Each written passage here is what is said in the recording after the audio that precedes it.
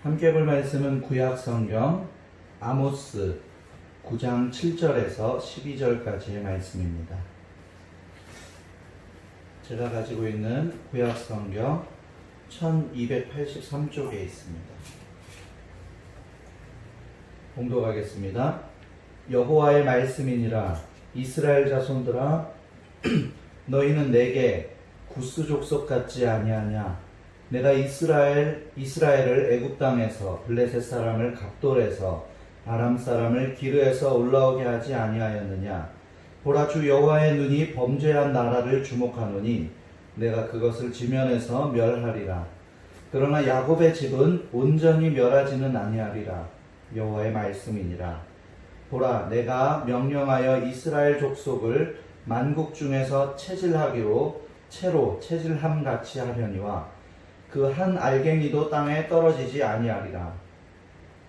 내 백성 중에서 말하기를 화가 우리에게 미치지 아니하며 이르지 아니하리라 하는 모든 죄인은 칼에 죽으리라.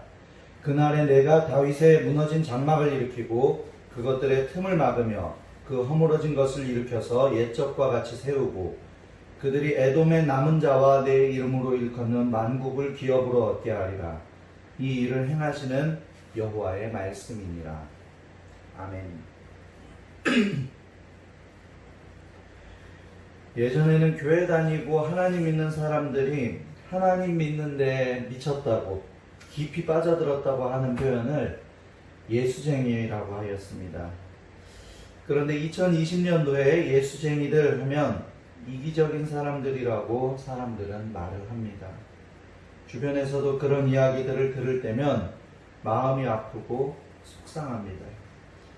하나님께 빠져서 하나님의 사랑을 나타내고 하나님께 찬양하고 하나님의 말씀 가운데 하나님께 뜨겁게 기도하는 믿음의 사람들, 하나님을 닮아야 하는 믿음의 사람들에게 이기적인 사람들이라는 표현은 그냥 흘려보낼 수만은 없는, 진지하게 새겨듣고 다시 생각해 보아야 하는 부분입니다.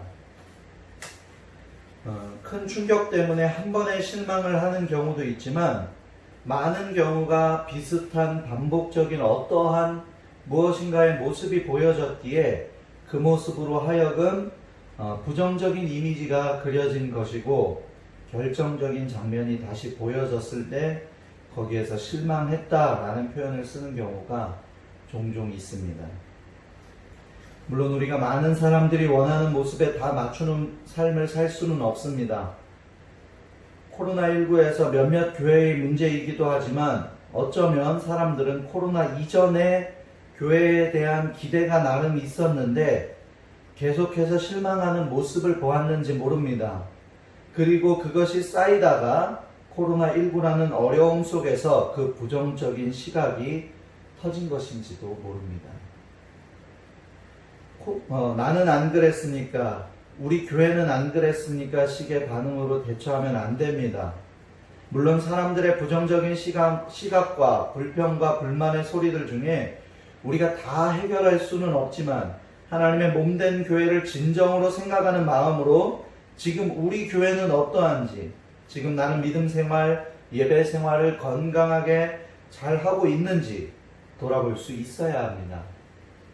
하나님 앞에서 몇몇 교회의 문제가 아니라 지금 하나님의 몸된 교회인 내가 섬기는 교회는 문제가 없는지, 하나님 앞에서 돌이켜 세워야 하는 부분은 없는지, 다른 몇몇 믿음의 사람들의 잘못된 이야기가 아니라 나는 온전히 믿음의 사람으로서 예배자의 모습으로 잘 예배하고 있는지 하나님 앞에서 회개함으로 건강하게 설 수 있어야 하는 것입니다.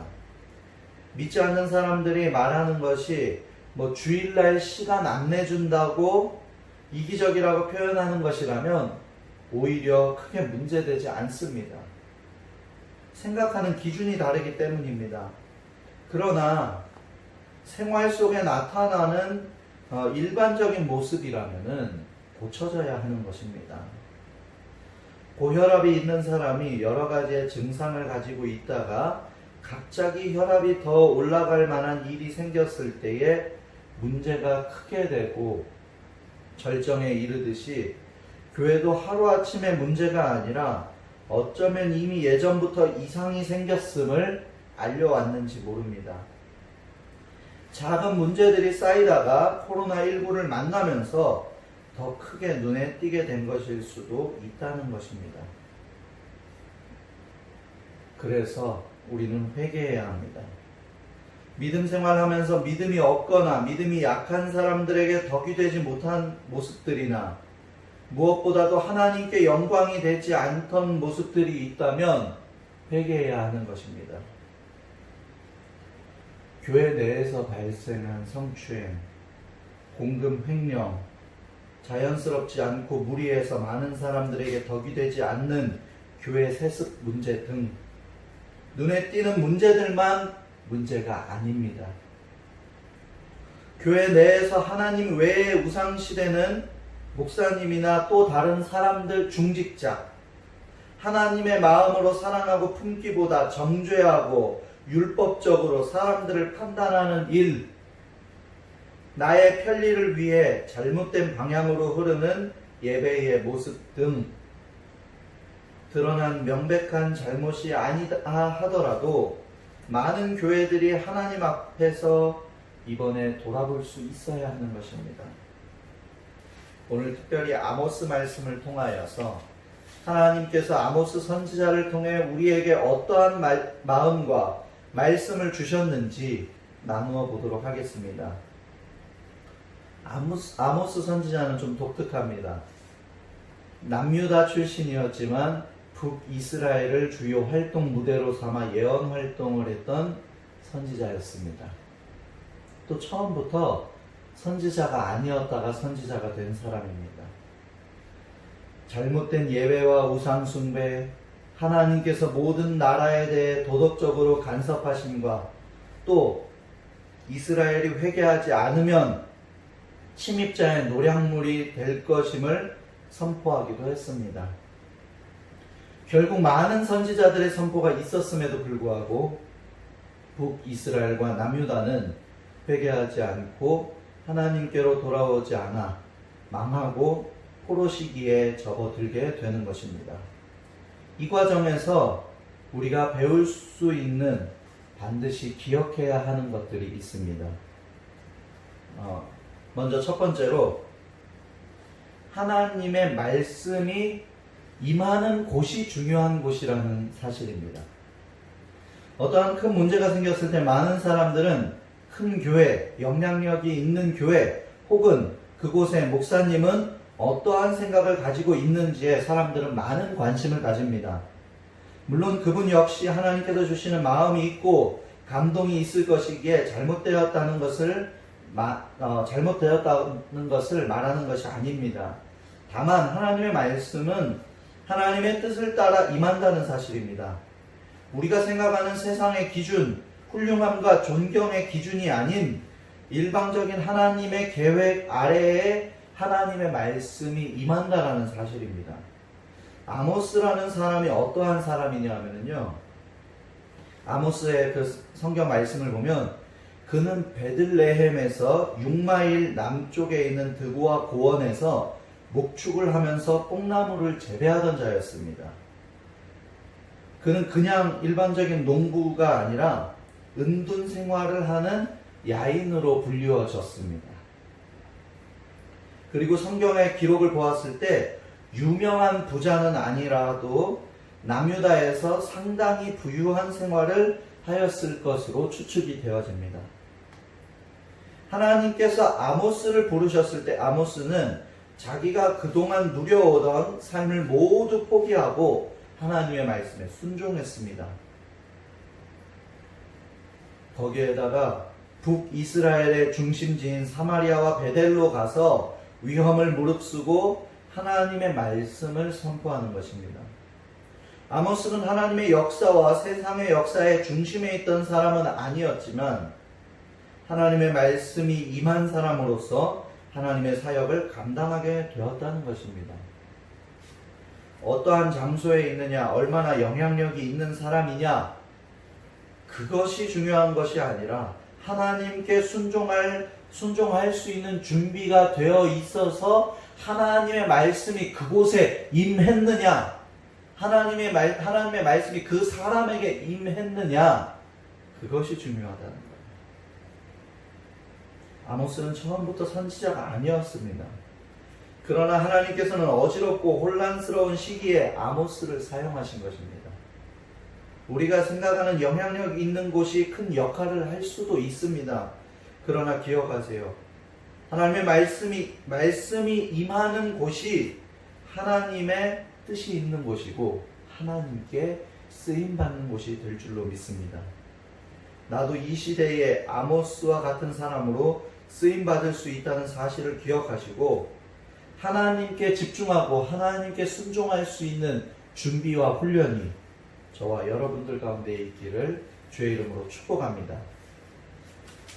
또 두 번째로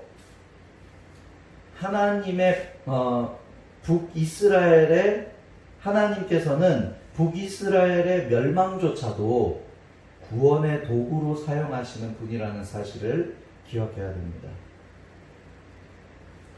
하나님의 역사를 보면은 전쟁이나 흉년이나 전염병 같은 사회적인 상황을 사용하실 뿐만 아니라 때로는 실직이나 시련이나 질병이나 결혼의 실패나 가족의 죽음 같은 개인적인 일들도 사용하셔서 우리를 구원하신다는 사실입니다. 배를 타는 직업을 가진 사람이 그 환경에서 도저히 신앙생활을 할 수 없을 때 때로는 육지로 끌어올리기도 하시고 지방에 있는 사람을 도심으로 이사를 시키기도 하십니다. 하나님의 구원 계획은 우연이 아니라 치밀한 계획과 우리가 생각지도 못한 섬세한 일하심이 있다는 것입니다. 그리고 그 일하심 속에는 놀라운 은혜가 있습니다. 7절 말씀해 보니까 너희는 내게 구스 족속 같지 아니하냐. 이스라엘 자손들아, 너희는 내게 구스 족속 같지 아니하냐. 이 말씀을 한마디로 요약하면요, 하나님, 나를 한 번도 체험하지 못한 구스 족속과 너희가 지금 내게 무엇이 다르냐. 너희는 내 은혜를 입었고 너희는 나를 섬기고 있고 너희는 나를 믿는다고 말하면서 너희는 내게 구스 족속 같지 않냐? 라고 질문하시는 거예요. 너희가 그 구스 족속과 무엇이 다르냐? 나에 대해서 알지도 못하고 나를 믿지 않는 구스 족속과 너희가 지금 똑같지 않냐? 나는 이스라엘 백성들 너희를 향한 특별한 계획이 있었고 너희에게는 내가 세운 약속이 있는데 너희는 나를 알지 못하는 민족들과 우상 숭배하고 다른 신을 섬기는 족속들과 다른 것이 하나도 없구나 라고 말씀하시는 것입니다. 그리고 8절에서 여호와의 눈이 범죄한 나라를 주목하노니 내가 그것을 지면에서 멸하리라. 코로나19의 시대 속에 한국교회가 기억해야 할 하나님의 말씀이라는 생각이 들었습니다. 나는 너희를 특별하게 생각하여 불렀고 특별한 은혜도 풍성하게 부어주었고 부흥도 허락해 주었는데 너희는 믿지 않는 이들과 나에 대해서 알지 못하는 이들과 다르지 않구나. 내 눈이 범죄를 주목하여 보고 있는데 지면에서 멸할 것이다. 하나님께서 부어주신 은혜가 정말 귀합니다. 말로 다 표현할 수가 없습니다. 그 은혜를 받은 자로서 그렇지 못한 사람들과 나는 무엇이 다릅니까? 언젠가는 깨달을 날이 오겠지만 코로나19가 아니었으면 더디게 느꼈을 수도 있습니다. 우리는 하나님의 특별한 은혜를 귀하게 여기고 교만하지 아니하며 더 많은 이웃들을 하나님의 마음으로 사랑하고 선택받은 선민의 모습이 아닌 낮은 자의 모습으로 사랑으로 섬기며 다가서야 했습니다. 코로나19로 심각한 위기를 느끼는 시점에 와서야 미안하다고 말하는 교회가 되기보다 이전의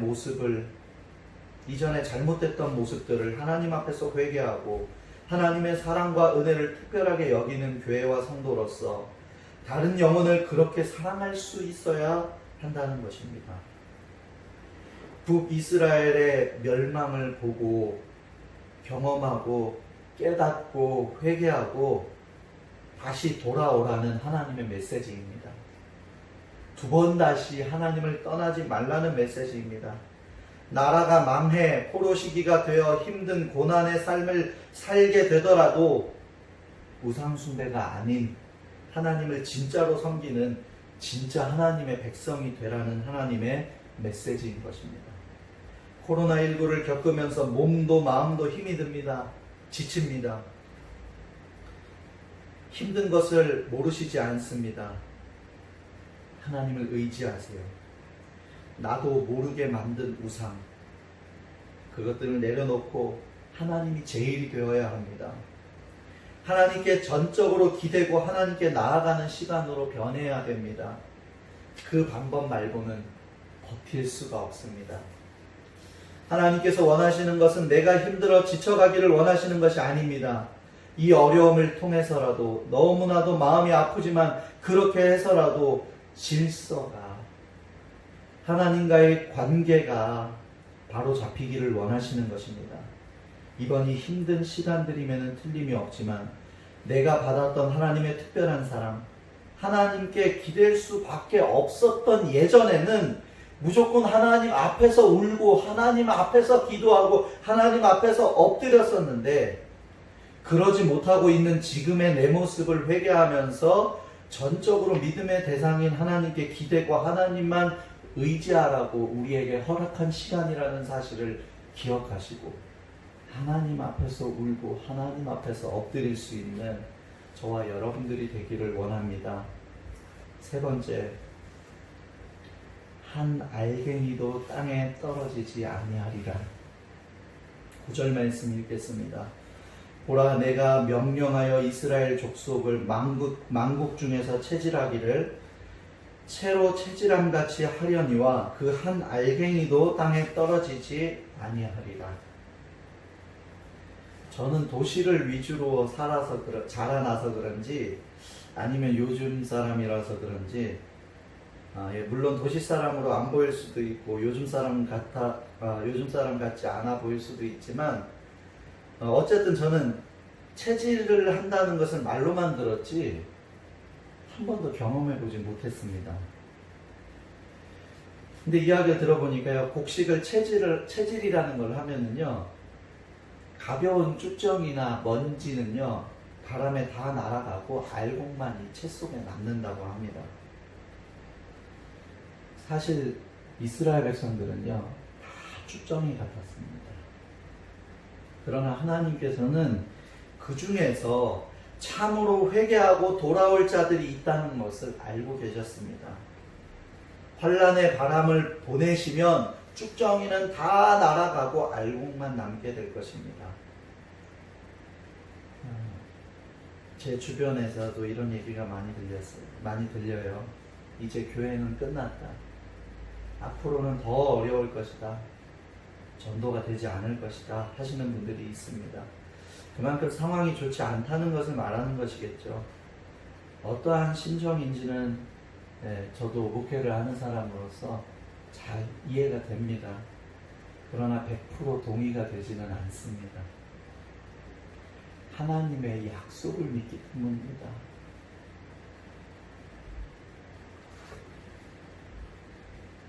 이스라엘은 포로 시기에 접어들겠지만 8절 하반부에 보면은요, 범죄한 나라를 주목하노니 내가 그것을 지면에서 멸하리라. 그러나 야곱의 집은 온전히 멸하지는 아니하리라.